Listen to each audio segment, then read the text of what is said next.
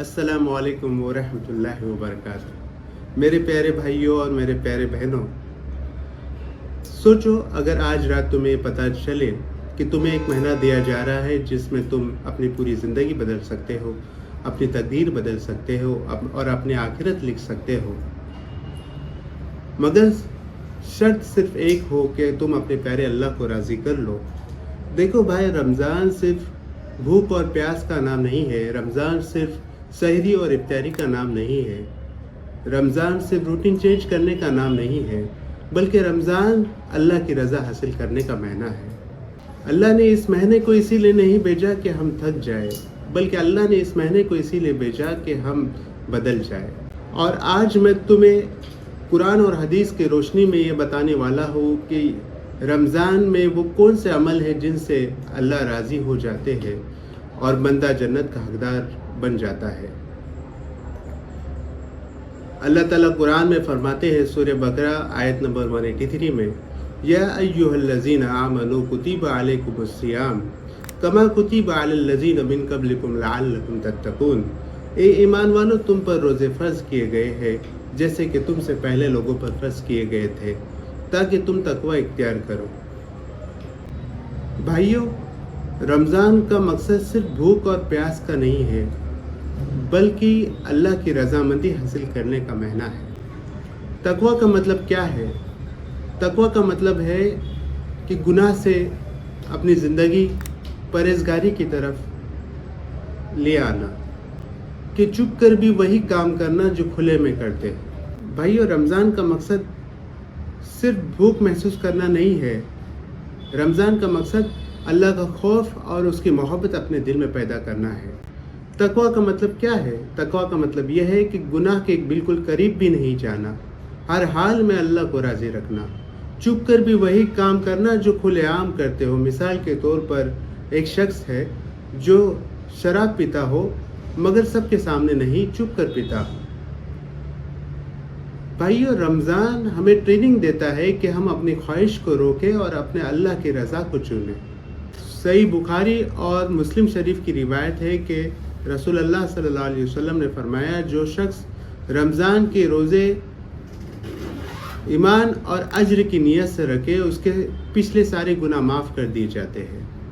मगर इब्ने माजा की एक रिवायत है कि रसूल अल्लाह सल्लल्लाहु अलैहि वसल्लम ने फरमाया कि बहुत से रोज़ेदार ऐसे हैं जिन्हें भूख और प्यास के सिवा उन्हें कुछ भी हासिल नहीं हुआ। अल्लाह ताला कुरान पाक में फरमाते हैं सूरह बकरा आयत नंबर 222 में, इन्नल्लाह युहिब्बुत तव्वाबीना व युहिब्बुल मुतत्तहिरीन। बेशक अल्लाह तौबा करने वालों से मोहब्बत करता है और पाक रहने वालों से भी। बंदे की तौबा पर अल्लाह किस तरह खुश होता है, आइए जानते हैं हदीस की रोशनी में। आप सल्लल्लाहु अलैहि वसल्लम ने फरमाया, अल्लाह अपने बंदे की तौबा पर उस शख्स से भी ज़्यादा खुश होता है जिसका ऊँट जंगल में खो गया हो और फिर उसे मिल जाए। सोचो, अल्लाह खुद खुशी मनाता हो बंदे की इस कहने पर कि अल्लाह मुझसे गलती हो गई, अल्लाह मुझे माफ़ कर दे। रमज़ान का महीना तौबा का महीना है। रमज़ान का महीना नया सफ़र शुरू करने का महीना है। सदका और खिदमत के लिहाज से रसूल सल्लल्लाहु अलैहि वसल्लम की एक बहुत प्यारी हदीस मिलती है। इब्ने अब्बास रज़ियल्लाहु तआला अन्हु रिवायत करते हैं कि आप सल्लल्लाहु अलैहि वसल्लम बहुत ज़्यादा सखी थे, लेकिन रमज़ान के महीने में और भी ज़्यादा सखी हो जाते थे। अल्लाह ताला कुरान पाक में फरमाते हैं सूरह बकरा आयत नंबर 261 में, मसलुल लज़ीना युनफ़िकूना अम्वालहुम फ़ी सबीलिल्लाह कमसली हब्बतिन अम्बतत सबअ सनाबिल। जो लोग अल्लाह के रास्ते में खर्च करते हैं, उनकी मिसाल उस दाने की तरह है जो 7 बालियाँ उगाता है। रमज़ान सिर्फ अपनी भूख मिटाने का नाम नहीं है, रमज़ान का महीना दूसरी की भूख भी मिटाने का नाम है। जिस शख्स ने रमज़ान के महीने में किसी रोज़ेदार को इफ्तार कराया, उसे रसूल सल्लल्लाहु अलैहि वसल्लम ने फरमाया, किसी रोज़ेदार को रमज़ान के महीने में इफ्तार कराने वाले को उस जैसा ही सवाब मिलता है।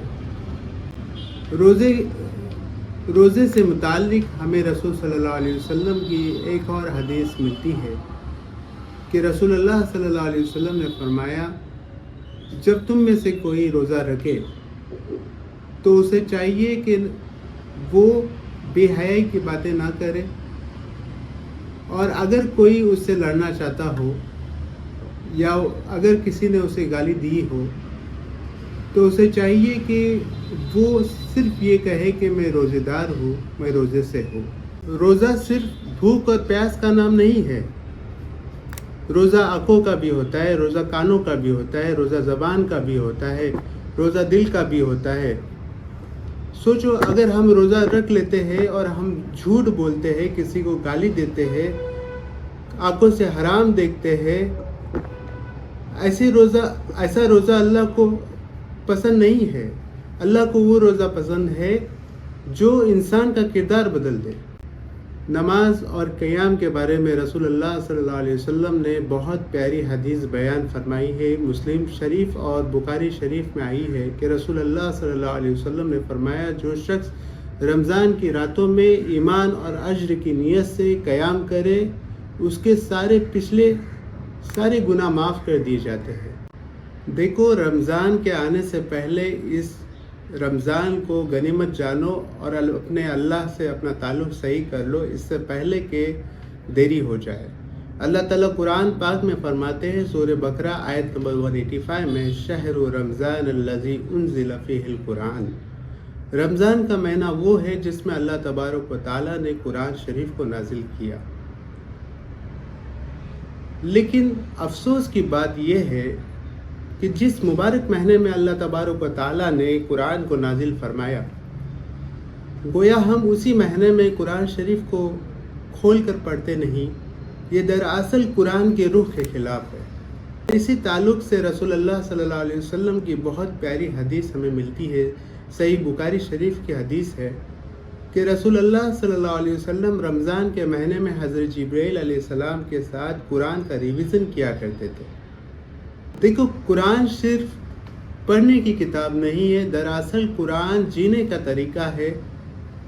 اگر کوئی شخص رمضان کے مہینے میں قرآن کو صحیح سمجھ کر پڑھنا شروع کر دیتا ہے تو گویا اللہ اس کے دل کو زندہ کر دیتا ہے، اس کے دل کو روشن کر دیتا ہے۔ رمضان کے مہینے کا لیول بھوک سے نہیں، اخلاق سے ہوتا ہے۔ جو شخص رمضان میں اپنے غصے پر کنٹرول کرتا ہے، اللہ تعالیٰ اس کے گناہ کو معاف کر دیتا ہے۔ بھائیوں اور بہنوں، سوچو، اگر یہ رمضان تمہاری زندگی کا آخری رمضان ہو تو کیا تم اسے سحری اور افطاری کے لیے رکھو گے یا اسے آخرت کا ذریعہ بنانے کی کوشش کرو گے؟ ترمذی شریف کی حدیث ہے کہ رسول اللہ صلی اللہ علیہ وسلم نے فرمایا، برباد ہو گیا وہ شخص جس نے رمضان پایا لیکن اپنی مغفرت نہیں کروا سکا۔ یہ حدیث دراصل رونگٹے کھڑے کر دینے والی حدیث ہے۔ رمضان مغفرت کا مہینہ ہے، اگر اس مہینے میں بھی مغفرت نہ ہو سکی تو اور کب ہوگی؟ اب میں تم سے سیدھا سوال کرتا ہوں، اگر تم یہ چاہتے ہو کہ یہ رمضان تمہاری زندگی کا سب سے بہترین رمضان گزرے تو ابھی سے 3 وعدے مجھ سے کر لو۔ نمبر 1، نماز نہیں چھوڑیں گے چاہے دنیا رک جائے۔ نمبر 2، روز قرآن پڑھیں گے چاہے 5 آیت ہی کیوں نہ ہو۔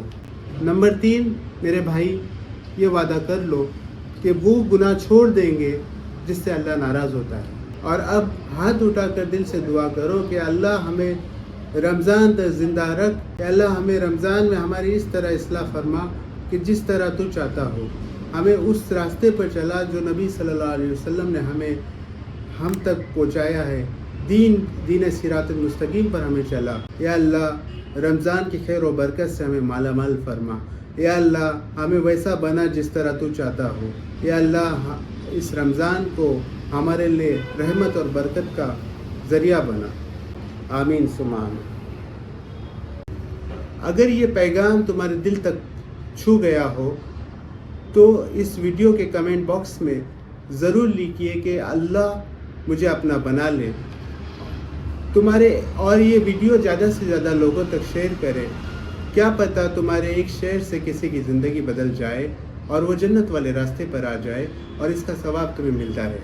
جزاک اللہ خیر۔ السلام علیکم ورحمۃ اللہ وبرکاتہ۔